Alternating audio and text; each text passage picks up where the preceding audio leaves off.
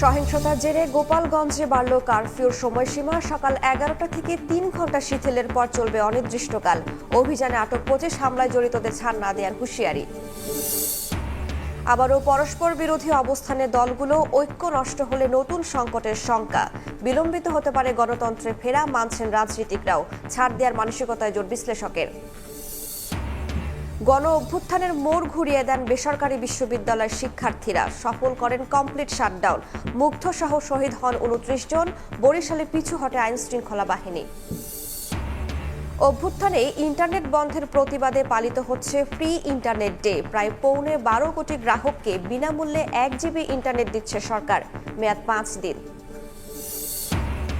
এবং গাজায় প্রতিদিন জীবন যাচ্ছে 28 শিশুর। ইউনিসেফের তথ্য, একদিনে নিহত আরও 94 ফিলিস্তিনি। যুদ্ধবিরতি আলোচনায় অগ্রগতির দাবি ইসরায়েলের, প্রতিক্রিয়া নেই হামাসের।